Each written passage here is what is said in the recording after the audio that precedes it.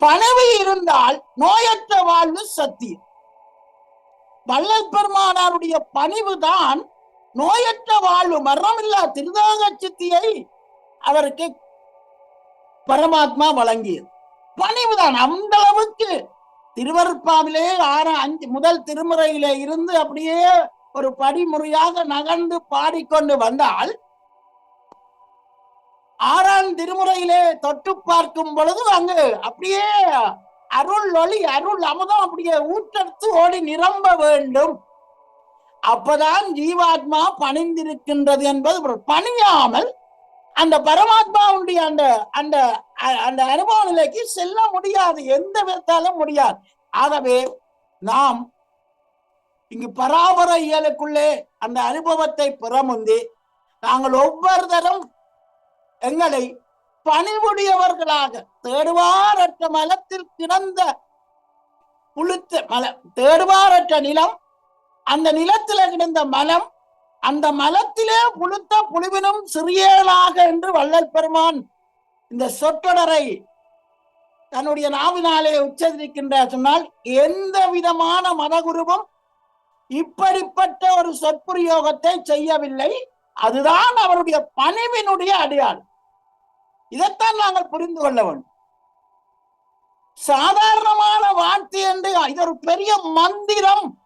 தேடுவாரற்ற நிலம், அந்த நிலத்தில் பிறந்த மலம், அந்த மலத்தில் புழுத்த புழு, அந்த புழுவினும் சிறியவனாக நான் இருக்கின்றேனே என்று வள்ளல் பெருமான் இந்த சொற்றொடரை அனுபவ ரீதியாக, உள ரீதியாக அவர் இந்த சொற்றொடரை நினைக்கும் பொழுது அவர் பரிபூரணமான பணிவு ஏற்பட்டு அப்படி பரமாத்மாவை கொஞ்சுவார்.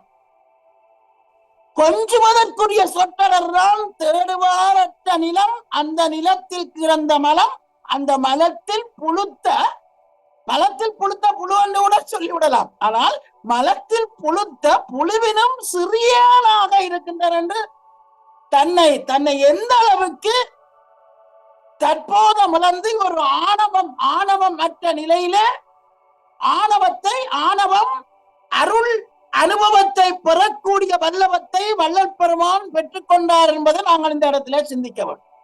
மீண்டும் சொல்லுகின்றேன், இது சாதாரணமான சொற்றொடர் அல்ல. இதை உணர்வு பூர்வமாக ஒருவன் உச்சரிப்பானாக இருந்தால் இந்த சொற்றொடரை அப்படியே வேறு ஆனந்தமாக ஆன்ம நெகிழ்ச்சியோடு அருள் அமுதம் சொட்டும். அவன் பணிந்து விட்டான் என்பது பொருள். அப்ப நாங்கள் அதிகப்படியாக இதுக்குள்ள நேரத்தை எடுத்துக்கொண்டாலும் பலனில்லை.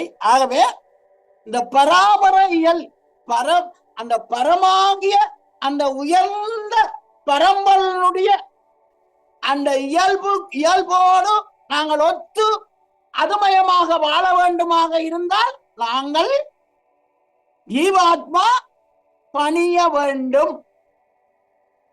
பணிவு இல்லாவிட்டால் எந்த நிலையிலும் எந்த விதமான பலனையும் திருவருட்பா எங்களுக்கு தரப்போறது கிடையாது.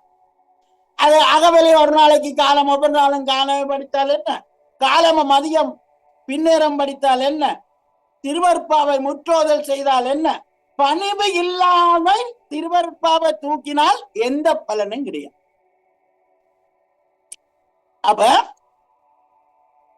பணிவு வந்துட்டால் அந்த பரமாத்மாவோடு ஜீவாத்மா அருளொளி அனுபவத்தை பெறுகின்றது, அத்துவித ஆனந்த நிலையை அடைகின்றது. அப்ப இங்கு பராபரம் என்பது இங்கு ஆன்ம கடவுள் நிலையை குறிக்கின்றது. பராபரம் என்பது ஆன்ம கடவுள் நிலையை குறிக்கின்றது.